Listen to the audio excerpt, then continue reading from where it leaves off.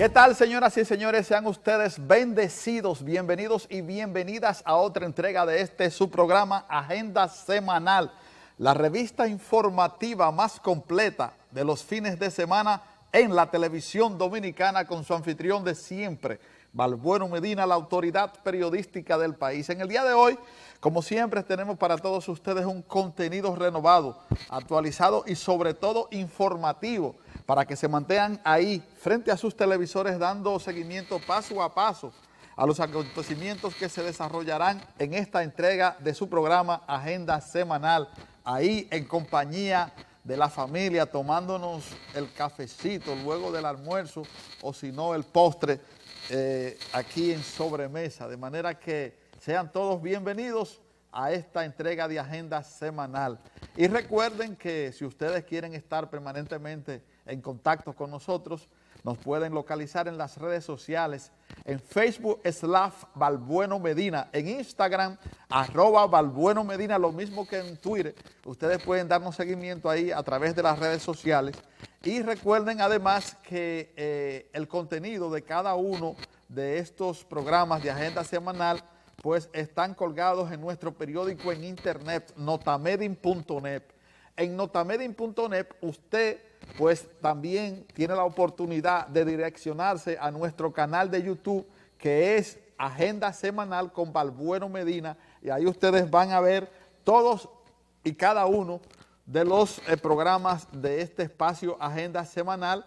Pueden hacer su consulta desde cualquier parte del planeta Tierra, de manera que usted no tiene ningún tipo de excusas para pues perderse ninguno de los espacios de Agenda Semanal que nosotros pues producimos semanas tras semanas. Así que esas son las coordenadas.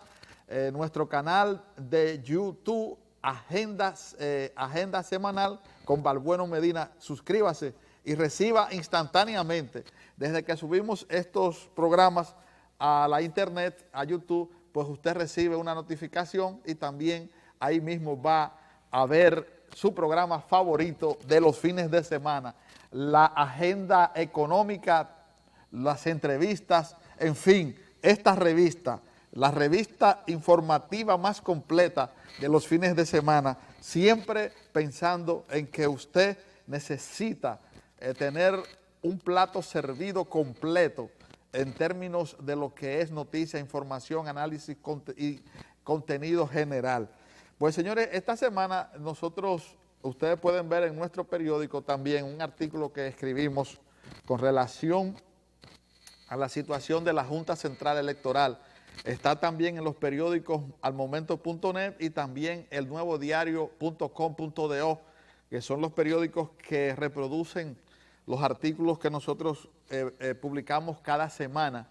Siempre lo hacemos refiriéndonos a un tema específico del acontecer nacional, en el cual fijamos nuestra posición, nuestro punto de vista y hacemos las recomendaciones del lugar. A raíz de ello, ese artículo que fue publicado el pasado lunes, pues vimos inmediatamente que la Junta Central Electoral dio a conocer los requerimientos fundamentalmente en materia económica para la celebración de las primarias de los partidos políticos que se producirá en octubre de este año, y está exigiendo la friolera suma de 1.500 millones de pesos para poder cumplir con ese compromiso que establece la ley 3318, que es la ley de partidos políticos. De acuerdo a esa legislación, pues habrán de celebrarse modalidades de primarias abiertas, cerradas y asambleas, pero los que vayan a primarias, en este caso abiertas y cerradas, ya sea con su padrón interno, las cerradas, y las abiertas con el padrón de la Junta Central Electoral, pues estos partidos pues van a gastar en esas primarias, se van a invertir unos 1.500 millones de pesos. El Estado está en la obligación de buscar ese dinero porque la Junta ha dicho que no lo tiene, y nosotros hemos creído que la Junta Central Electoral ha venido haciendo el esfuerzo porque el proceso del 2020 se lleve a cabo dentro del marco del respeto, del entendimiento, de la transparencia, y por eso hay que darle ese espaldarazo a la Junta Central Electoral, apoyándola en la aplicación del cronograma que se ha propuesto, tanto para llevar a cabo el proceso de primarias, la escogencia de los candidatos por parte de los partidos políticos, así como también del montaje propio de las elecciones municipales, que serán en febrero del año que viene, y las congresionales y presidenciales, ya estas serán en el mes de mayo. De manera que hay que apoyar la Junta, el gobierno, los partidos políticos, que son los que mayor incidencia tienen en hacer que las cosas fluyan bien a través de ese organismo, pues deben darle todo su apoyo para que estas elecciones sean elecciones donde el fantasma de las denuncias y supuestamente los fraudes pues esté totalmente ausente, y que reine la transparencia y reine la voluntad del pueblo dominicano en esas elecciones. Mientras tanto, hablando asimismo de política, ya se ha estado dando lo que nosotros desde el primer programa Agenda Semanal de este año estábamos advirtiendo, que entre enero, febrero y marzo se iban a producir los acontecimientos más relevantes y extraños que uno pueda imaginarse en el espectro político nacional, y lo estamos viendo. Ya apareció Quirino en un video, y esto en cierto modo también ha llamado la atención de algunos dominicanos, aunque este es, para los que conocemos la comunicación social, un tema fiambre. El tema fiambre en periodismo significa que es una noticia pasada que ya interesa no a todo el mundo, pero sí interesa a quienes han querido ponerlo en el tapete a Quirino. Y yo creo que lo fundamental no es el que Quirino esté nuevamente reclamando la deuda que alegadamente tiene Leonel Fernández con él, sino más bien que de eso va a desencadenar una hilera de casos que todavía están pendientes y que todavía no han sido auscultados, o sea, profundizados. Tenemos los casos de los tucanos, el mismo de la Sunlan, que se quedó en una nebulosa, y también el caso de Diandino. Esos son casos que atañen y que le dan muy cerca al expresidente Leonel Fernández, que es actualmente el de los precandidatos del PLD, que luce con mayores posibilidades de ser candidato de esa organización política, pero que indiscutiblemente lo que se ve en el ambiente es que, dado la última encuesta que se dio a conocer de New Link, el presidente Danilo Medina sigue siendo el político mayor valorado, y eso pues ha causado mucho entusiasmo en las filas del danilismo, y por eso hay quienes acarician la idea de que Danilo Medina debe ser pues presentado nuevamente en el proyecto hacia la reelección del 2020. De manera que ante la situación que presentan la mayoría de los precandidatos del PLD, que ninguno llega a 1%, y ya vimos lo que hizo Reinaldo Pared Pérez, que volvió otra vez a tirar la toalla, pues eso indica que el proyecto reeleccionista está en pie, y que Danilo Medina es el único capaz de vencer, si es que Leonel Fernández se decide, a Leonel Fernández en la convención abierta que el PLD podrá o va a hacer en octubre de este año. Señores, esto pica y se extiende. Vamos a seguir viendo otras cosas como hemos venido diciendo, pero Hipólito Mejía también metió la cuchara en este asunto.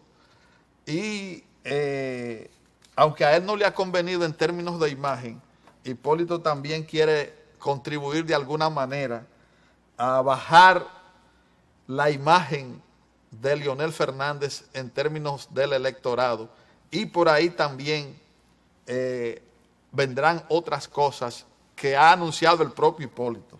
Vamos a ver qué va a suceder, pero esto es, se podría decir que es un todos contra uno prácticamente, y en cierto modo hay que tener mucho cuidado porque pueden victimizar a Leonel Fernández, que tiene, aunque no todos, un equipo de gente que parece ser que es leal a él y están dispuestos a echar la pelea. Ahora, todo depende del mismo Leonel Fernández, si está él preparado y dispuesto a llevar todo esto hasta las últimas consecuencias, porque ha dicho que no hay vuelta atrás. Hasta aquí esta parte introductoria de su programa Agenda Semanal. Mantenga la sintonía, retornamos en breve con la agenda económica. ¿Será cierto que 750,000 empleos se han producido en los 6 años que lleva de gobierno el presidente Danilo Medina, de acuerdo a José Ramón Peralta? Veremos a ver. Mantenga la sintonía, retornamos en breve.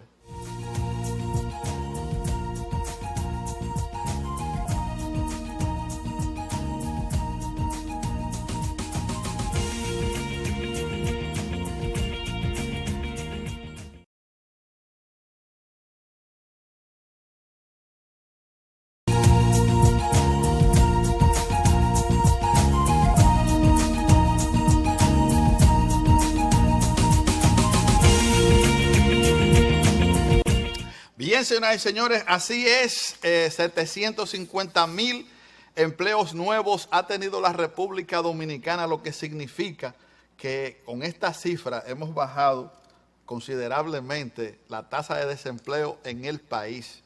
Mientras tanto, el gobernador del Banco Central de la República Dominicana, Héctor Valdés Albizu, recalcó la importancia de derramar el notable crecimiento económico que ha tenido el país durante los últimos años, registrando un desempeño promedio de 6.53% en los últimos 5 años.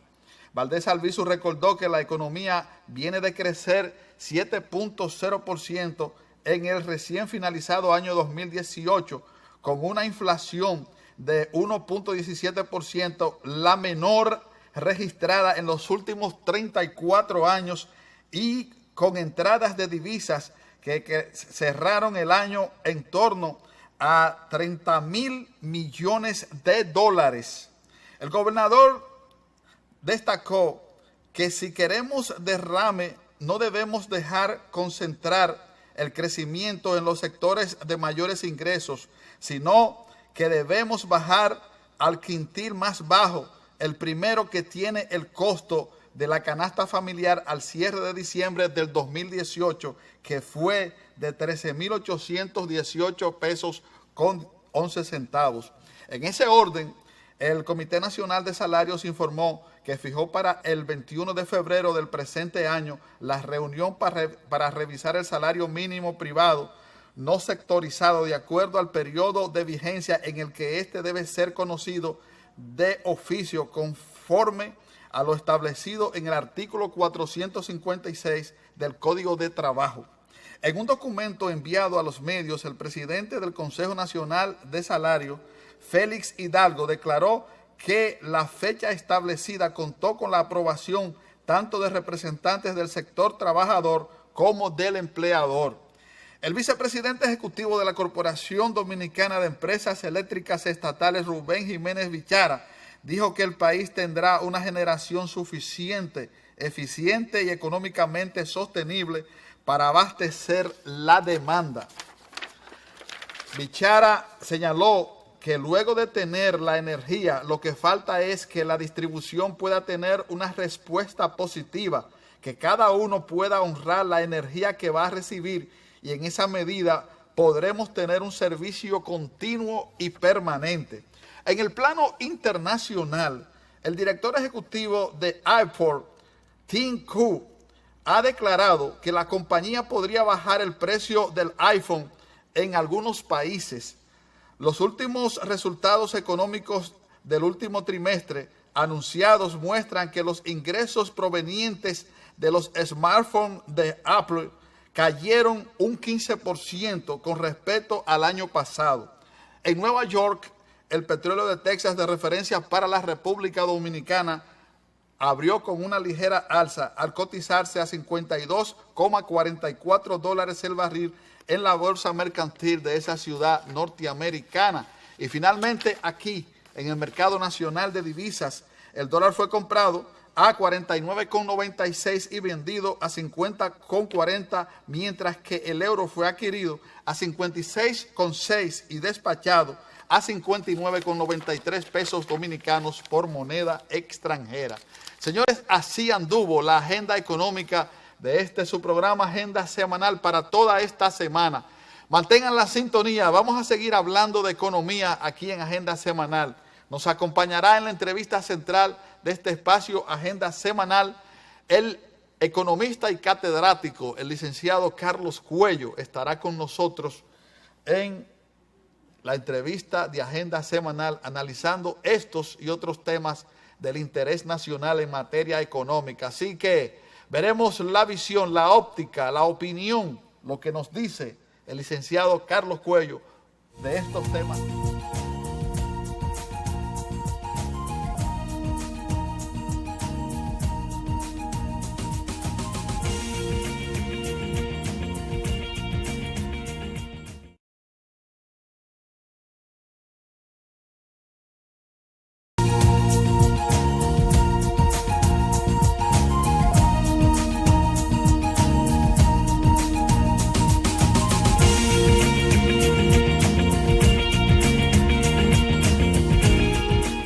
Bien, señoras y señores, ya estamos en la parte central de este su espacio, la entrevista de la semana.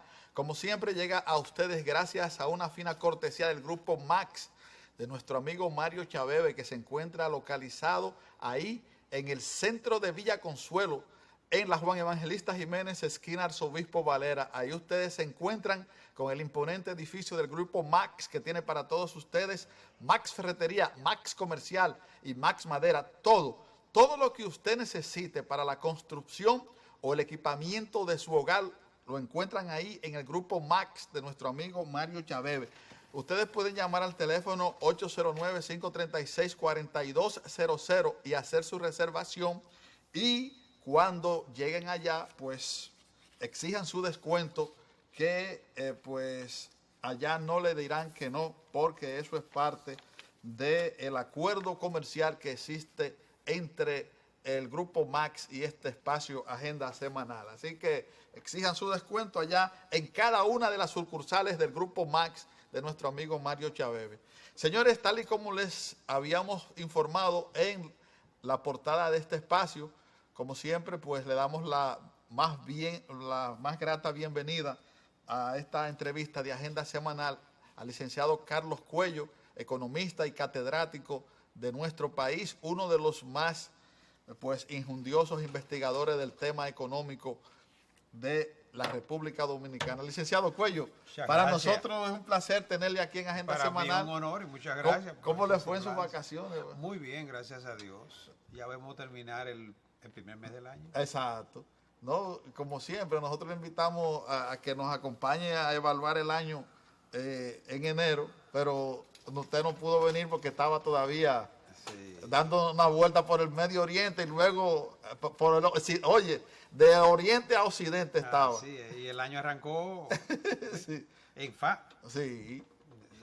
La economía no se detiene. No se detiene, pero hay, parece ser que alguna aprensión, y vi ahí que el gobernador del Banco Central estaba refiriéndose precisamente a los dólares. ¿Es que hay escasez de dólares ahora mismo? Bueno, el gobernador dijo que Que hay disponibilidad de dólares. Sí, primero que hay una disponibilidad de más de 7.500 millones de dólares en reservas En reserva, internacionales. sí. Que lo cual no quiere decir que la va a colocar en el mercado, pero que sí es un recurso que tiene el Banco Central en caso de que quiera de alguna manera estabilizar el tipo de cambio, Sí. puede utilizar a discreción esas reservas. De hecho, siempre lo ha hecho, lo ha venido haciendo año tras año y lo hacen todos los bancos centrales en el mundo. Ah, bueno, pero en esta ocasión yo vi muy raro el hecho de que todavía públicamente no hemos visto ninguno de los sectores productivos quejarse, pero el gobernador del Banco Central se refirió a ese tema rápidamente. Lo que pasa es que las quejas son tras batidores, ¿no? Ajá. Posiblemente tú vas a buscar 500.000 y te dicen que no te pueden dar más de 100.000. Ah, muy bien. Y eso tradicionalmente en los primeros meses del año, sobre todo ahora entre enero y marzo. Por los gastos de diciembre y noviembre. Exactamente, Sí. el tipo de cambio tiene esa presión de reposición de inventario. Sí. Y no sería nada de sorprender que experimente, o sea, el año pasado de hecho ocurrió y se pensó que ya se iba a ir de la mano. Y obviamente que el Banco Central también tiene, además del uso de las reservas, tiene instrumentos de política monetaria que puede utilizar en cualquier momento para quitarle presión a la demanda del dólar. Y una de las presiones que se le quitó a la demanda de dólar fue precisamente el respiro que a final de año le dio el precio del barril del petróleo al gobierno, que es dichoso el gobierno de Danilo Medina en ese sentido, porque un barril del petróleo que llegó a 70 descendió a los 40 y pico. Sí, esa fue una bendición para la economía dominicana. Ajá. Hay que destacar que el primer semestre del año, Sí. el informe del Banco Central, sobrepasaba el 30% el incremento en la factura petrolera. Desde luego. E incluso se hizo una reformulación de lo que fueron las proyecciones macroeconómicas. Y se pensó que de mantenerse esa tendencia nos encaminábamos a una factura petrolera que podía estar entre los 3.500 y 4.000 millones de dólares. Sin embargo, esa tendencia se revirtió afortunadamente y terminamos con un petróleo por debajo de lo que originalmente se había proyectado, con una media que creo que se ajustó. ¿Eso le permitió alguna economía al gobierno? Le permitió cierta holgura, por lo menos cumplir con lo que eran la meta ya... la meta de las proyecciones. Sí. Y precisamente, además del informe del Banco Central, vimos un reporte del ministro de Hacienda, donde él destaca la estabilidad de la finanza pública y el buen desempeño que tuvieron ellos como gestores de la finanza pública a lo largo del año 2018, con superávit incluso primario. Superávit primario es el que se produce antes de cumplir con los compromisos financieros. Y lógicamente también el déficit que había sido contemplado porque los gastos fueron mayores que los ingresos, así se concibió el presupuesto, ¿no? Pero sí se resalta que ese déficit se mantuvo dentro de lo presupuestado y eso yo creo que es muy importante. Lo ideal sería que tuviésemos un superávit real de caja y eso para conseguirlo necesitaríamos que por lo menos el presupuesto se apruebe y se ejecute con equilibrio, ideal con excedente incluso, porque de lo contrario es lo que ha venido aconteciendo, se va a ir incrementando la deuda y los requerimientos de la deuda van a agravar más los recursos del presupuesto y los intereses que son gastos van a afectar lo que son las vi ahí que el decano de Economía de INTEP dijo que no es verdad que la deuda está por los 49, sino que está en el 52% del PIB. ¿Es verdad eso? Mira, sobrepasa el 50, depende de la que publica en Hacienda, la que destacaba el ministro de Hacienda, habla de la deuda pública, de deuda del sector público no financiero, que incluye el Banco Central, y él habla de que esa deuda está en 39. La consolidada, ¿por dónde anda? Está sobre el 50. Creo que bueno, 50, pero yo creo que a esa fue que se refirió él, ¿verdad? Entre 50 y 51, sí, porque ahí había que incluir la deuda del Banco Central. Sí. Pero algo muy importante y es que esa deuda tiene un perfil mayoritariamente a tasa fija y a largo plazo. Porque el asunto no es solamente cuánto yo debo, sino cuáles son los requerimientos de pago, en qué condiciones está esa deuda.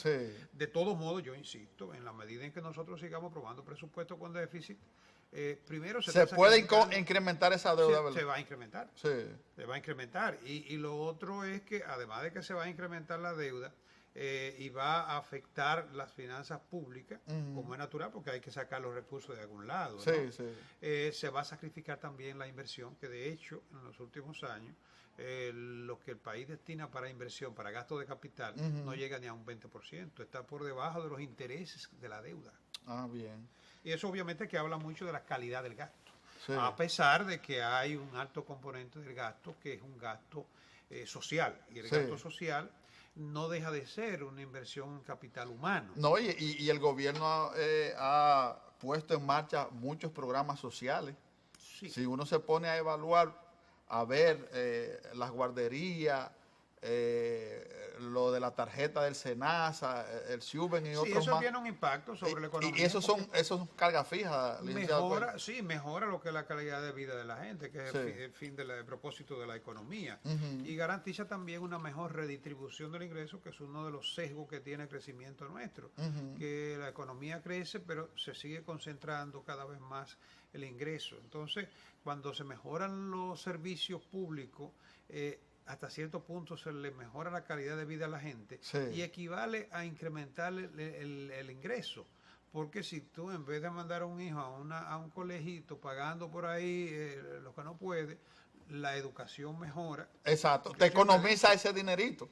La mayoría de nosotros en aquellos tiempos estudió En escuelas públicas, desde luego. y era buena. Entonces, Sí. en esa medida se economizan los papás. Yo estudié en la escuela pública y en el liceo también. Exacto. Entonces, hay que insistir en la calidad del gasto. O sea, Sí.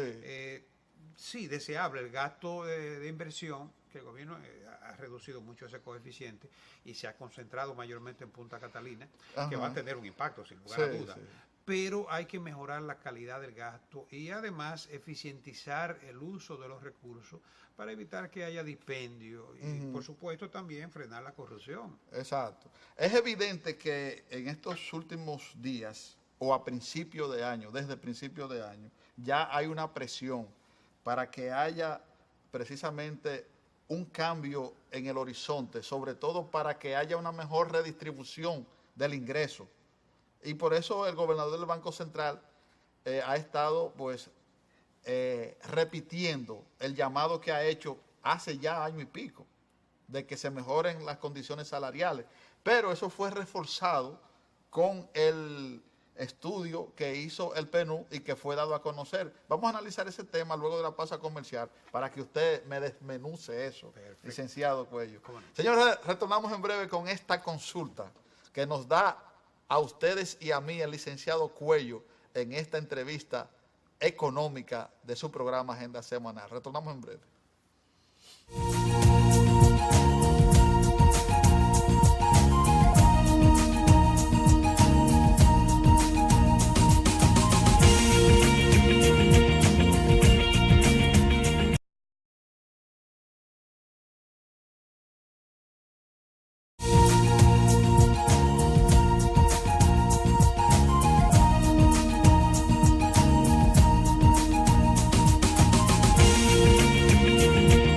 Señores, continuamos con esta interesante entrevista que proyectamos en el día de hoy con la presencia del licenciado Carlos Cuello. Quiero invitarles a que no se pierdan el programa Comentarios y Variedades de nuestro amigo Mateo Sayas, que se difunde de lunes a viernes a las 11 de la mañana en HIJB 830 AM. Nuestro amigo Mateo Sayas pues estará esperándoles ahí para que ustedes pues vean en radio una revista de información y contenido muy interesante. Así que sintonicen a Mateo Sayas de lunes a viernes a las 11 de la mañana en los 830 AM de HIJB. Licenciado Cuello, pues dejábamos esa precisamente inquietud porque todo luce indicar que las críticas que se han hecho al crecimiento económico han tocado las fibras sensibles del gobernador del Banco Central y hasta de los organismos internacionales que le están diciendo a la sociedad, miren, aquí hay una desigualdad, hay que resolver este problema y pónganse de acuerdo. Incluso ya hay sectores del empresariado que están de acuerdo en que se produzca ese aumento salarial, pero con la condicionante de que deben reformar el Código del Trabajo. Sí, bueno, está planteado dos temas ahí. Uno es de la mejora de los salarios. Sí. Creo que ya se va a reunir el Comité Nacional de Y Salarios. parece que todo el mundo está de acuerdo ahí. Sí, no, y como quiera hay que convocar al Comité Nacional de Salarios. Fue convocado para el 21. Sí, son varias rondas por lo regular, pero lo usual es que se produce ese reajuste a mediados de año, a más tardar. Sí, es lo que van discutiendo y poniéndose de acuerdo. Sí. La costumbre es que pero siempre lo hacen retroactivo. La costumbre es que generalmente se dé dentro de lo que es el Día del Trabajo, ¿no? Sí, sí. Pero coinciden por ahí las fechas. De todos modos, ya los trabajadores han planteado lo que yo entiendo que debe ser el nivel salarial, y el gobernador del Banco Central hizo referencia a la necesidad de que se mejoren los salarios como una forma de estimular el crecimiento de la economía y garantizar la redistribución que todos queremos. Pero tú decías ahorita que esa preocupación no es solamente en nuestro país, es cierto. Sí. Tú coges la revista del Fondo Monetario Internacional, Finanzas y Desarrollo de este año, plantea un nuevo contrato social. O sea, hay preocupación a nivel mundial porque la tendencia es... La calidad del trabajo ha bajado. La participación relativa del trabajo se ha modificado. Sí. Por eso los sindicatos han perdido espacio. No, y no van a tener espacio porque hay una tendencia a que... el trabajo sea cada vez más calificado y tecnificado. No, y ya la mayoría de esos trabajos que no son calificados lo están haciendo los robots y... O requieren de un nivel de conocimiento elevado, de un técnico especializado. Exactamente. Entonces, a nosotros no nos van a poder sacar de aquí porque nosotros como periodistas, un robot no puede hacer lo que yo hago. Entrevistarlo a usted y de momento hasta un programa se inventará. Sí, yo no quiero asustar al camarógrafo, pero las cámaras ya se buscan y se mueven solas. Sí, sí. Y los estudios también, todo está virtuales, todo virtual. De todos modos, la realidad es que la tecnología nos está cambiando la vida. Exacto. Entonces, eso está llevando a un crecimiento económico que cada vez se distribuye más inequitativamente. Sí. Eso, obviamente, que no es un problema nada más de la economía dominicana. Ahora, en el caso nuestro, se resalta el hecho de que la economía dominicana es la líder en crecimiento en la región latinoamericana y caribeña, un 7% el año pasado, sacaba el Banco Central, y lamentablemente la distribución no ha resultado la más apropiada. Entonces eso es una preocupación, porque mientras hay unos ricos que se hacen más ricos, según el estudio de PNUD al que tú hacías referencia, un 20% tiene el 50%, el 50% de las riquezas, la concentra ese 20%. Un quintil, que es el primero, y entonces el último quintil, que es donde están los pobres, apenas tiene el 6%. El 6%. O sea, evidencia una distribución inequitativa. Pero hay otro indicador que se utiliza también para medir la concentración del ingreso. No, y midió también el crecimiento humano en las provincias, sobre todo en la región fronteriza, donde la pobreza es más de un 60. O sea, ahí es muy diferente a lo que es la pobreza en promedio de la pobreza general, porque en términos general el país ha logrado reducir la pobreza. Sí, exacto. Decían los otros días, las estadísticas dicen que se sacaron más de 1.400.000 personas de la pobreza. Llegamos a tener nivel de pobreza cerca del 50%. En el periodo hasta el 2012. Las cifras son alentadoras. Lo cierto es que todavía hay que trabajar esa iniquidad. Sí, y actualmente el nivel de pobreza está alrededor de un 25%, que está muy por debajo del nivel de pobreza de la región latinoamericana y caribeña. Otro elemento de la inequidad en la distribución de los ingresos es el que plantea el índice de Gini, que vino a colación a raíz del estudio de progreso económico y social de América Latina que publicó la CEPAL también en este mes, y específicamente en el año 2016. Ese índice tuvo un desplazamiento en la medida en que ese índice se hace equitativo, ¿no? Se supone que sea más bajo. En la medida en que sube, entonces más inequitativa la distribución. Y un ligerito desplazamiento en el 2016, que de acuerdo con cifras del Ministerio de Economía, eso fue una coyuntura muy específica en el año 2016, fue ligero, ¿no? Pero ciertamente seguimos todavía presentando índice de Gini con una inequitativa distribución del ingreso cuando se compara con la región. Entonces, esas son de las cosas que hay que mejorar. ¿Cómo se mejora la distribución del ingreso en una economía sin afectar su crecimiento. Pero ahí también incide mucho la educación, porque nosotros hemos estado observando que aquí se habla de iniquidad y también se habla de exclusión de la, de la juventud. Exacto, también excluyente. Excluyente. Entonces, ¿qué sucede? Aquí hay un alto índice de los llamados nini, sí, porque muchos de ellos no quieren estudiar, no se quieren preparar y no son aptos para ser asumidos por el mercado de trabajo. Y esto, cuando vemos las muestras que se hacen en las mismas provincias subdesarrolladas, donde esos muchachos no han tenido ese crecimiento. No tienen esperanza. No tienen esperanza. Pero entonces, de todos modos, sí es cierto que tenemos que enfrentar el nivel educativo. Sí. Y la mejor manera de es garantizando una mejor redistribución. Exacto. La educación yo creo que es el primer paso, después de la alimentación, para que la gente pueda prepararse y acceder a mejores condiciones de vida. Mejores condiciones. Sí. Hay un índice de productividad que le sacó el Banco Mundial. En la búsqueda de un índice que vaya más allá de lo que es el per cápita, que se considera que es un índice que no nos dice toda la verdad, porque siempre se ha dicho que si Bill se sienta con nosotros a tomarse una cerveza, todos somos millonarios en promedio. Desde luego. Entonces, la realidad es que para bajar esa pobreza, no se trata, y esto ha sido muy aprovechado por los políticos populistas, de prometer que vamos a repartir la riqueza. Porque si cogemos y repartimos la riqueza, nos vamos a seguir acumulando. Pero es que ellos mismos hacen lo contrario. ¿Por qué no agarran y ponen un tipo talentoso que a lo mejor está preparado a dirigir una institución del Estado? Ponen de la gente de ellos, ponen los militares que no tienen entrenamiento para eso. Y entonces vienen los fracasos en las instituciones. Sí. Pero de todos modos, sí, mejorar la educación, yo creo que es uno de los grandes retos que tenemos. Y lo otro, para combatir la pobreza, mejorar, por lo menos crear empleos. Sí. El gobierno dice que ha creado 750.000 empleos en los últimos tiempos. Y después mejorar la calidad de esos empleos. Sí. Porque más de la mitad de los empleos que se están creando son informales. Yo no digo que no sean deseados, porque el que no tiene un empleo tiene un medio de ingreso. Además de que de esos informales que hay, muchos no se emplearían. Perfecto. Porque tienen mejores condiciones de ingreso, aunque tienen limitaciones para accesar a la seguridad social. Y están acostumbrados a ese tipo de trabajo porque, como usted dice, le va mejor. Pero de más en más se va a dar esa situación, porque ya hay muchas actividades que han sido, ¿cómo te digo?, subcontratadas. Outsourcing. Sí. Entonces eso garantiza que el autoempleo.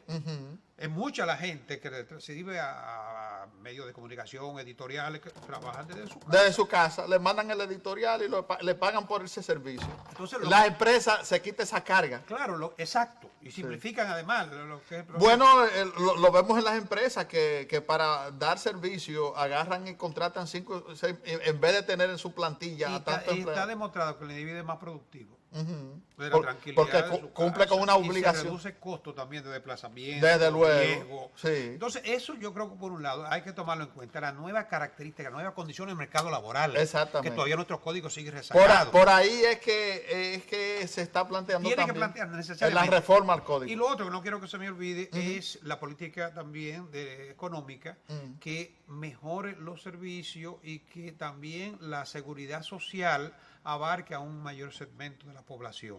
Si se mejoran los servicios, como decíamos ahorita, incrementa el ingreso. Se garantiza la estabilidad macroeconómica, por supuesto, ¿no? Y la política social contribuye sin que la política social sea una señal permanente, porque entonces eso desestimula el empleo. Perfecto. Y podría conseguirse un efecto no deseado. Pero sí, hay una responsabilidad del Estado en la redistribución, hay un compromiso del sector empresarial en la creación, en la mejora de los empleos y además en la contribución, lo que llama la presión tributaria, para que el Estado pueda disponer de recursos, pero que se administren con transparencia. Ahora mismo hemos mejorado un poquito la presión tributaria en un 15%, pero todavía es insuficiente, y sobre todo en lo que tiene que ver con el cobro del ITEVIS. Y el ITEVIS, bueno, decía precisamente el director de Impuestos Internos, a raíz de un caso escandaloso de una evasión, desde el grupo de empresarios empresarial, decía que el 42% del ITEVIS se está evadiendo y el 50% es muy alto de la persona también. O sea, cuando tú lo comparas con cualquier sistema tributario, estamos entre los más ineficientes en la región. Es muy alto. Señores, en el próximo segmento vamos a hablar con el licenciado Carlos Cuello el impacto que tendrá en la economía nacional la eliminación del pago del anticipo a las empresas, pequeñas empresas, microempresas, que tributan hasta 8.7 millones de pesos al año, o sea, los que hacen negocio por ese volumen. A ver qué nos dice el licenciado Carlos Cuello en la parte complementaria de esta entrevista aquí en Agenda Semanal, luego de la pausa comercial. Retornamos en breve.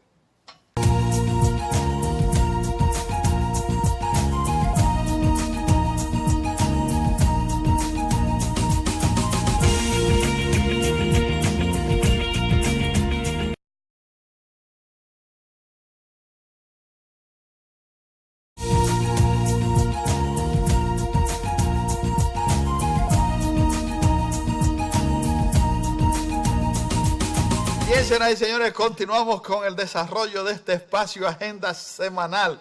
Hoy nos acompaña en la entrevista central de este programa el licenciado Carlos Cuello, economista y catedrático.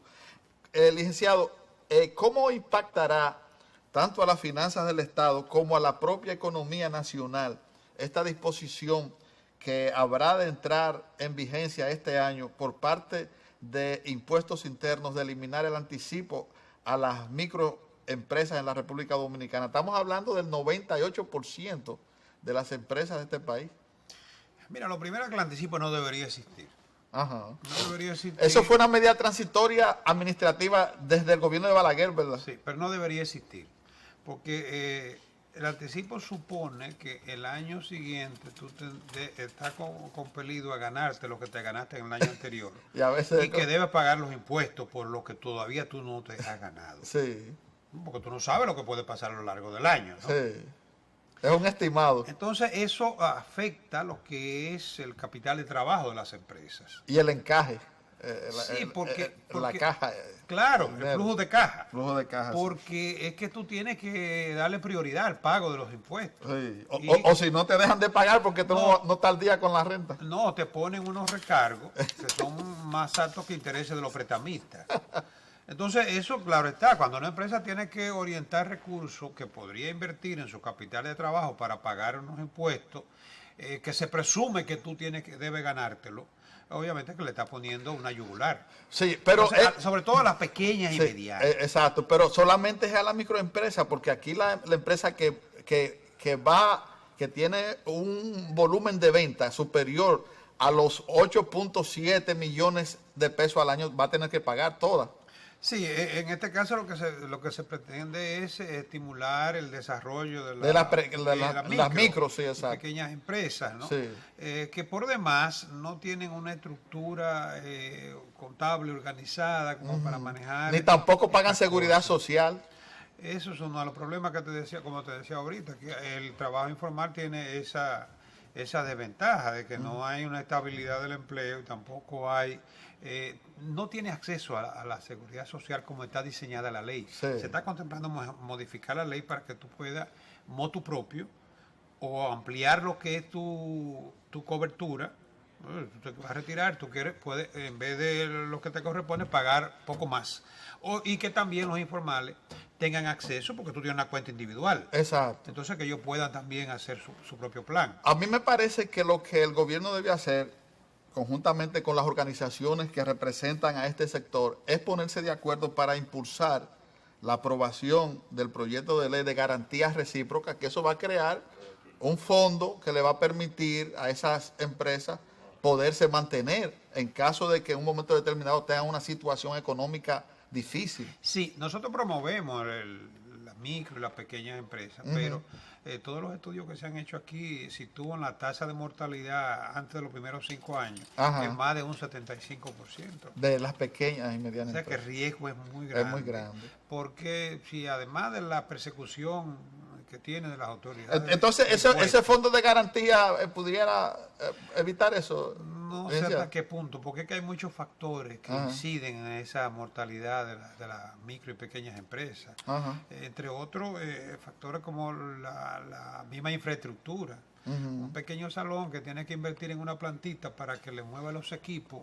La planta cuesta más. Se descapitaliza comprando gasolina y mantenimiento. La gasolina, la inseguridad misma que le roban, te meten, te llevan los equipos y ahí te quebraron. La empleomanía, pero también la legislación laboral. Se da muchísimo caso aquí que tú por ayudar a una persona en tu pequeña empresa lo contratas por un tiempo y el tipo va y te pone una demanda laboral y de allá para acá. Y te cierran el negocio si no tienes con qué pagar. Te lo cierran. Sí, es cierto. Entonces yo creo que los servicios tienen que mejorarse para que las actividades empresariales, las pequeñas empresas puedan ser competitivas. Porque también tienen que enfrentarse con grandes montos. Entonces, licenciado Cuello, ¿usted está de acuerdo con que haya una reformulación o una, como planteó el mismo gobernador del Banco Central, que haya no una eliminación del modelo económico, sino de que haya una reforma que le permita a este modelo seguir dentro de lo que ha sido este crecimiento económico de la República? Mira, el modelo económico nuestro es economía de mercado. Sí. Y ese es el modelo que prevalece. La libre oferta y la demanda. Ese es el modelo que prevalece en la mayor parte del mundo. Ahora bien,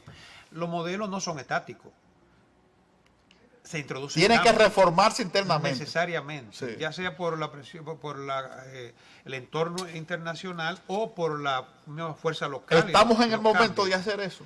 Es que permanentemente un modelo está sufriendo modificaciones o cambios en la medida. Y tiene que adaptarse, ¿verdad? Necesariamente. Sí. Es que lo que nosotros tenemos quizás más es un conjunto de políticas económicas que definen etapas, periodos o gobiernos.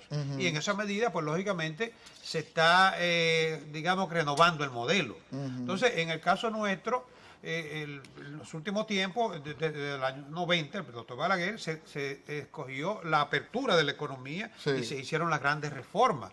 Y seguimos, hemos tenido modificaciones con la crisis del año 2008, con la situación internacional, el acceso a los mercados de capital, en fin, que permanentemente un modelo hay que estar readecuándolo. Pero lo que sí tenemos que buscar la manera de que la redistribución del ingreso se haga más equitativa. Porque de lo contrario vamos a ir acumulando situaciones que pueden producir inestabilidad social. Y hay reformas también colaterales, por ejemplo, de la seguridad social, claro, y también de la legislación laboral. Exacto, y también la de la reforma fiscal, que no se dieron, que eso también se convierte en una especie de hándicap para mantener este estado de situación en que nos encontramos. Así mismo, agregar más riesgo a lo que es el panorama de por sí un poquito caldeado, porque tenemos en nuestros alrededores situaciones de economía en gran... No, la guerra comercial internacional también, económica. Que indirectamente nos afecta. Nos afecta también. Así es. De manera que son muchas cosas y por lo visto este año yo creo que no vamos a avanzar mucho porque ya estamos metidos en política. Sobre todo en la reforma fiscal se descarta ya eso. Pero se contempla que habrá un crecimiento, aunque más moderado que el del año pasado. Sí, sí. Siempre y cuando, obviamente, el panorama internacional no se descontrole, que hay algunos elementos de preocupación. Sí, ha subido el petróleo. No, y la posibilidad de una intervención en Venezuela. Ya eso se está descartando porque Maduro llamó a la oposición a negociar. Pero eso significa no que... No le creen la palabra, porque ya han negociado tantas veces y no ha habido resultados. Sí, es verdad. Pero hay un panorama complicado. Sí, sí. Además de una caída en la producción, porque la situación de la economía es deplorable. Nos salva mucho el turismo y la remesa. El caso nuestro sí, gracias a Dios. Sí. Bueno. Licenciado Cuello, muchísimas gracias por esta consulta que nos ha permitido en el día de hoy. A usted. Siempre interesante. Usted es un hombre que informa bien. A su orden. Y lo hace con mucha injundia y profundidad. Señores, a ustedes las gracias también por mantener cada fin de semana su sintonía con este espacio Agenda Semanal.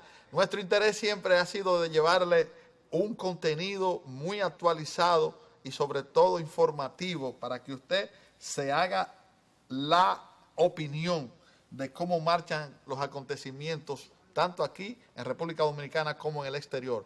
Muchísimas gracias por su sintonía.